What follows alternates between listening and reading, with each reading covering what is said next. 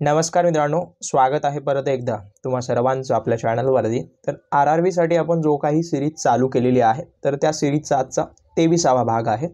या अगोदर 22 भाग प्रसिद्ध करण्यात आलेले आहेत, ज्या ठिकाणी अतिसंभाव्य प्रश्न किंवा आलेले प्रश्न हे सगळे कव्हर करण्यात आलेले आहेत। तर आजचा हा भाग सुरू करण्या अगोदर या अगोदर जे भाग पाहिले नसतील तर विनंती आहे की सगळे भाग व्यवस्थित काळजीपूर्वक पहा आणि काही डाऊट असतील अवश्य कमेंट करा। आणि मित्रांनो, या व्हिडिओसोबत आपण जवळपास प्रश्नपत्रिका सुद्धा प्रोवाइड केलेल्या आहेत। जवळपास आत्तापर्यंत 6 प्रश्नपत्रिका आलेल्या आहेत, ज्या ठिकाणी तुमची 70 ते 80% तयारी व्हावी असे प्रश्न आमच्या टीमने त्या ठिकाणी बनवलेले आहेत। हा फक्त 20% भाग आहे, ज्या ठिकाणी व्हिडिओच्या माध्यमातून कव्हर होऊ शकतो। जेवढा भाग जास्त कव्हर होईल तेवढा मी प्रयत्न करत आहे, परंतु या ठिकाणी तुम्हाला जास्तीत जास्त प्रॅक्टिस करावं लागणार आहे। त्यामुळे हा जो 70 ते 80% प्रॅक्टिसचा भाग आहे तो तुम्ही क्वेश्चन पेपरच्या माध्यमातून सोडवा। आणि क्वेश्चन पेपर ज्यांना हवे असतील खाली नंबर आहे त्या ठिकाणी जाऊन कॉन्टॅक्ट करा। पहा पहिला प्रश्न, आणि नवीन असाल सबस्क्राइब करून घ्या, नक्कीच तुम्हाला सगळी इन्फॉर्मेशन जी आहे ती महत्त्वाची वाटेल। तर 2015 मध्ये रेल्वे संशोधन केंद्र स्थापन करण्यासाठी भारतीय रेल्वेने या ठिकाणी कोणत्या IIT सोबत करार केला? लक्षात असू द्या, IIT तर इंडियन इन्स्टिट्यूट टेक्नॉलॉजी हे आहे त्याचं फुल फॉर्म वगैरे। आणि हे खूप मोठं म्हणजे इंजिनिअरिंगच्या फील्डमध्ये सर्व टॉपचं कॉलेज वगैरे असतात। आपल्या भारतामध्ये जवळपास आत्ता म्हणजे 23 कॉलेजेस आहेत वेगवेगळ्या स्टेटमध्ये। तर लक्षात असू द्या, आणि हे सर्वप्रथम हे कोणत्या सोबत करार वगैरे करण्यात आलं तर IIT मद्रास सोबत या ठिकाणी हा करार करण्यात आला, जे की रेल्वे संशोधन केंद्र स्थापन करण्यासाठी।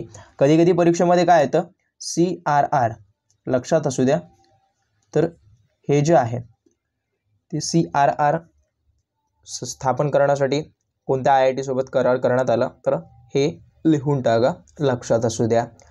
पुढे पहा, या ठिकाणी काय म्हटलं 23 कॉलेजेस आहेत आत्ता आपण पाहिलं, त्यासोबत सर्वात जुनं किंवा सर्वात पहिलं कधी कधी विचारण्यात येतं 1951 मध्ये स्थापन करण्यात आलं खरगपूर या ठिकाणी, लक्षात असू द्या, खरगपूर या ठिकाणी।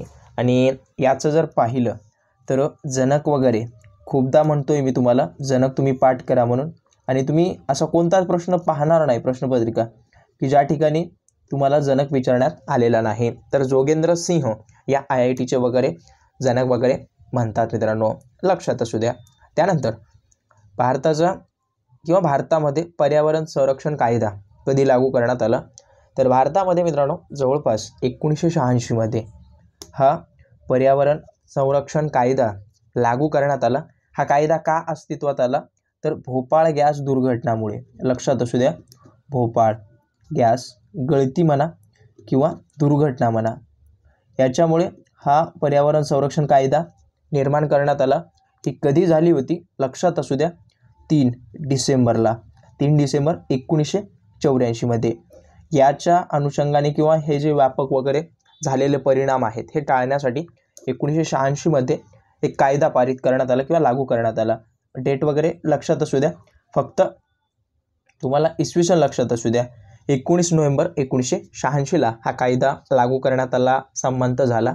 आणि अजून एक महत्त्वाचं म्हणजे काय, आत्ता हे 1984 2024 हा जवळपास जो काही कालावधी आहे 94 4 परत 14 आणि 24 म्हणजे 40 वर्षाचा कालावधी डिसेंबरला कंप्लीट होणार आहे। तर लक्षात असू द्या, हे तुम्ही महत्त्वाचे नोट डाऊन करून ठेवा। त्यानंतर राज्यघटनेच्या कोणत्या कलमामध्ये सभापतीला निर्णायक मत देण्याचा अधिकार असतो? सोपं आहे, निर्णायक मत वगैरे सर्वांना माहीत असेल। समजा एका ठिकाणी एक निर्णय घ्यायचा असेल तर त्या ठिकाणी समान जर मते पडली तर त्या ठिकाणी निर्णायक मत देण्याचा अधिकार त्या सभागृहाच्या सभापतीला असावा, असे या ठिकाणी राज्यघटनेच्या कलम 100 मध्ये नमूद किंवा अधिकार या ठिकाणी सभापतीला देण्यात आलेला आहे। हे 110 वगैरे धनविधेयकासंदर्भात आहे, ग्रामपंचायती संदर्भात आहे, तर 99 कशा संदर्भात आहे ज्यांना माहीत असेल अवश्य कमेंट करा। आणि हे एक्स्ट्राची इन्फॉर्मेशन तुम्ही नोट डाऊन करून घ्या मित्रांनो। त्यानंतर गांधीसागर धरण कोणत्या राज्यात बांधण्यात आलं? तर गांधीसागर जे धरण आहे ते मित्रांनो चंबळ नदीवर आहे. चंबळ लक्षात असू द्या, चंबळ नदी आहे आणि हे कधी कोणत्या राज्यात आहे? तर मध्य प्रदेशमध्ये आहे. आणि हे का लक्षात आलं?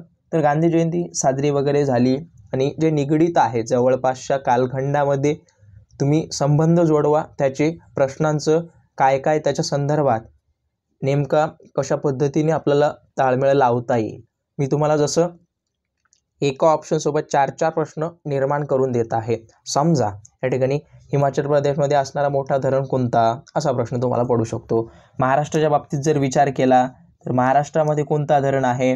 जायकवाडी सर्वात मोठा धरण आहे. हा जायकवाडी धरण हा कोणत्या नदीवर आहे? गोदावरीला. त्यासोबत त्यानंतर पाहिलं तर कुठे आहे? पैठण या ठिकाणी, छत्रपती संभाजीनगर. हे जिल्हे वगैरे तुम्हाला साधी इन्फॉर्मेशन असते, जास्त डीप नका जाऊ. त्यानंतर सर्वात मोठं धरण, सर्वात उंच धरण जर विचारलं तर टिहरी धरण आहे. टिहरी धरण सर्वात उंच आहे. उंचचं लक्षात ठेवा उत्तराखंड. उत्तराखंडचं उंचचं ऊ जे आहे ते उत्तराखंडशी निगडीत, म्हणजे ताळमेळ लावून टाका, तुम्हाला पाठ करायची आवश्यकता राहणार नाही. त्यानंतर विचार केला सर्वात लांब जर विचार केला तर हिराकूड नावाचं धरण आहे जे की ओडिसा राज्यात आहे. लक्षात असू द्या, हे सोपे प्रश्न तुम्हाला अतिशय चांगल्या पद्धतीचे मार्क देतात आणि तुमचा तो जो रिझल्ट आहे तो तुमचं टर्निंग पॉईंट ठरत असतो. त्यामुळे पाठ करून घ्या. पहिल्या पंचवार्षिक योजनेचं मुख्य उद्देश काय होतं? तर आत्तापर्यंत आपल्या भारतामध्ये जवळपास 13 पंचवार्षिक योजना लागू करण्यात आल्या. लक्षात असू द्या. आणि पहिल्या पंचवार्षिक योजनेचं उद्दिष्ट किंवा विशेष लक्ष हे कृषी क्षेत्राकडे होतं. आणि लक्षात असू द्या, जनक तुम्हाला अगोदरच म्हटलं की जनक कोण आहेत? जवाहरलाल नेहरू. हे सगळे प्रश्न तुम्हाला पाठच करावे लागणार आहेत मित्रांनो. त्यामुळे जो रिझल्ट तुम्हाला जर चांगला हवा असेल तर या सगळ्या प्रश्नांची उत्तरे तुम्ही पाठ करून ठेवा, लिहून घ्या. कारण का, हेच तुम्हाला पुढं या परीक्षेसोबतच बाकी अन्य जेवढ्या काही परीक्षा आहेत त्या सर्व परीक्षांना उपयोगी पडणार आहेत. हा एक प्रश्न राहिला, सॉरी, हा प्रश्न मी तुमच्यासाठी सोडला होता. खूप साऱ्या विद्यार्थ्यांनी कमेंट दिलं 7 ते 35 वगैरे असतं म्हणून. तर हे योग्य उत्तर आहे. जो सामू आहे मानवी शरीराचा त्याच्यामध्ये 7.35 ते 45. आपण पाहिलं 7ला उदासीन म्हणतात, त्यानंतर 7च्या खालीला आम्ल म्हणतात आणि त्यानंतर 7च्या वर जो असतो 14पर्यंत त्याला काय म्हणतात? विम्ल म्हणतात. त्याच्यामुळे आपलं शरीर जे आहे ते विम्लामध्ये येतं. असाही प्रश्न तुमच्याकडे उपलब्ध किंवा निर्माण होतो. त्यानंतर रवी राजा वर्मा हे प्रसिद्ध काय होते? हे काय होते नेमकं? ते चित्रकार होते. सगळ्यात महत्त्वाचं मिल्कमड असं काहीतरी चित्र आहे, प्रसिद्ध आहे. हे केरळ या राज्यातून बिलॉंग करतात. त्यांना खूप सारे पुरस्कारसुद्धा आहेत, हे लक्षात असू द्या. त्यानंतर पुढे पहा, मानवी शरीरात पित्ताची निर्मिती कोण करतं? तर पित्ताची निर्मिती वगैरे जर पाहिलं तर या ठिकाणी यकृत करण्याचं काम करत असतं. आणि लक्षात असू द्या, स्वादुपिंड याच्यामध्ये जवळपास 5 वेगवेगळ्या प्रकारची या ठिकाणी रस वगैरे तयार होतात. त्याच्यामध्ये एक इन्सुलिन आहे, हे आपण पाहिलं होतं. हे कशाला कंट्रोल करतं? मधुमेहाला. लक्षात असू द्या, याचं जर समतोल बिघडला तर मधुमेह किंवा ज्याला आपण शुगर म्हणतो हा रोग होतो. आणि याच्यामुळे हा खूपदा तुम्हाला प्रश्नसुद्धा पाहायला मिळेल बरं खूप साऱ्या परीक्षेमध्ये सरळ सेवेच्या. त्यामुळे पाठ करून ठेवा. इन्सुलिन हा मधुमेह, याच्या हा जो रोग आहे मधुमेह हा इन्सुलिनच्या अभावामुळे किंवा कमतरतेमुळे होत असतो. त्यासोबत अजून आहेत ग्लुकोन वगैरे. आणि अजून एक लक्षात असू द्या, या स्वादुपिंडला मित्रांनो काय म्हणतात? अग्नाशया म्हणून सुद्धा ओळखलं जातं. लक्षात असू द्या. त्यानंतर जठर वगैरे याचं सोपं आहे, तेवढं काही हार्ड नाही आहे. जाठर रस वगैरे हा स्त्रवत असतो. त्यानंतर लहान आतडे, मोठे आतडे काय काम करतात, त्यांची लांबी वगैरे तुम्ही पाठ करून ठेवा, लक्षात असू द्या. त्यानंतर पुढे पहा, खालीलपैकी कोणाला संगणकाचा जनक म्हणतात? सोपा आहे, चार्ल्स बॅबेज याला जो आहे तो संगणकाचा जनक म्हणतात. आणि शेवटचा प्रश्न तुमच्यासाठी, समान नागरी संहिता कायदा कोणत्या कायद्यात समाविष्ट आहे? या प्रश्नांचं उत्तर तुम्हाला कमेंटमध्ये कळवायचं आहे. बाकी व्हिडिओ आवडत असेल नक्की लाईक वगैरे करत जा आणि तुमच्या मित्रमैत्रिणीसोबत शेअर करत जा. कारण का, अशी एकमेव अशी दर्जेदार तयारी आपण आपल्या चॅनलवरती घेत असतो.